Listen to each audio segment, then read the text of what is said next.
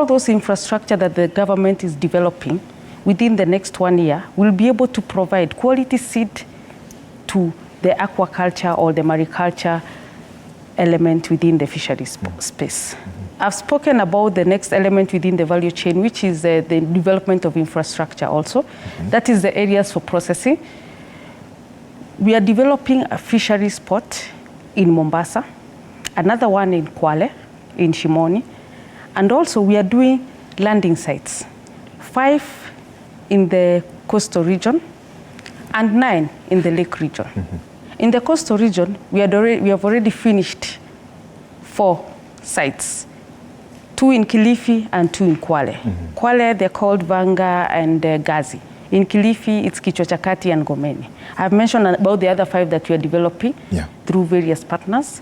And then in the lake region, we have already developed 3. There's Sori in Migori, there's Mulkoba in Busia, and there's Luanda Kokotieno in Siaya counties. Those ones are already developed. And remember, as I mentioned earlier, these are facilities that have cold storage, fish processing plant, ice making machine, water desalination, solar panels, because of ensuring the energy consumption within the space, offices, and also other elements that can help improve the shelf life of the fish. We are doing Asat and Ogali in Kisumu. We are doing Nyandhiwa, Wakula in Homa Bay. We are doing Kochalo in Migori. We are doing Bumbe in Busia, and we are doing Asembo and Wichlum in Siaya. We are also developing others in Lake Turkana, in Lake Baringo, and Lake Naivasha. All these infrastructure projects will be done within 1 year. Okay. This will help the life shelf of the fish. So fisher for community will not suffer the post-harvest losses they have been suffering before. So they'll have their own space to dictate the price. Okay. Because if the product is still fresh, then you can decide. Another element, we have 445 beach management units, groups across the country.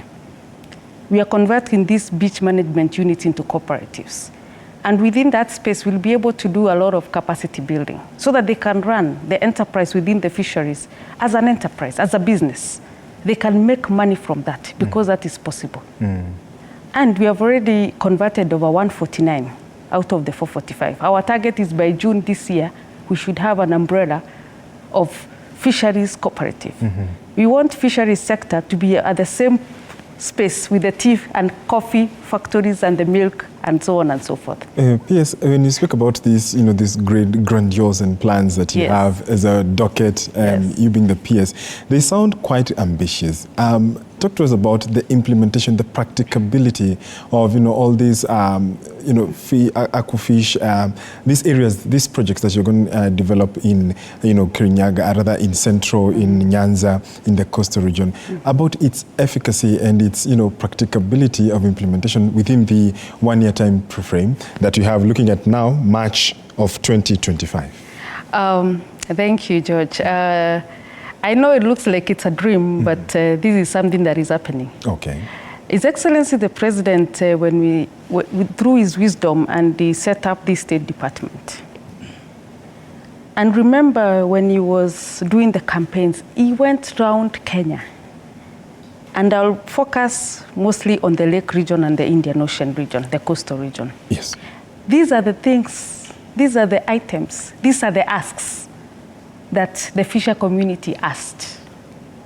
So when we were appointed, the ball started rolling immediately. There was no time to snooze. So when I say these components and these projects will be done within the next 1 year, these are projects, like the coast projects have already been procured. So we should be having contractors on board in the next few weeks. The Center of Excellence in Kisumu, it was already groundbroken by the President. The one in Sagana, it's almost complete.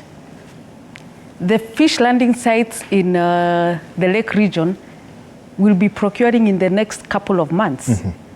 So resources have been set aside.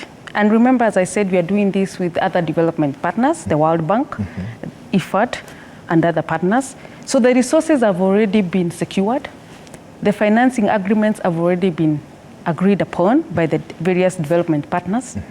So it's just a matter of plug and play. So it will happen. It will happen. Yes. So when you look at, because the fish will come, of course, from the blue economy, that is the waters.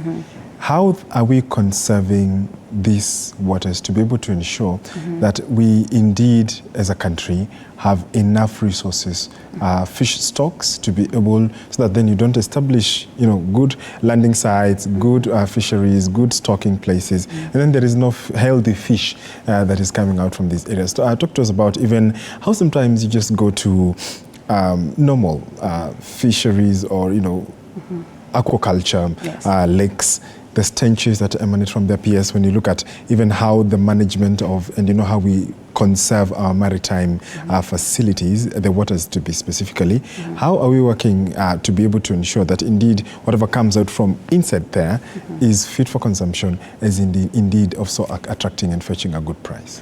Okay, thank you for that question. I'll start again with the element of regulation. Okay. We have developed a regulation called Fish Safety and Quality. That regulation will ensure that the fish that we consume in our bodies is safe and secure. We have an institution called Kenya Fisheries Service. This is a directorate that already exists. Okay. So when you're doing fisheries, whether you're doing it in the capture or in aquaculture, you must get certification for this from the Kenya Fisheries Service. There's a whole directorate under that. And within also that space, we have developed 3 labs, fisheries quality labs, fish quality labs. There's one in Mombasa, there's one in Nairobi, and there's one also in Kisumu. Yeah.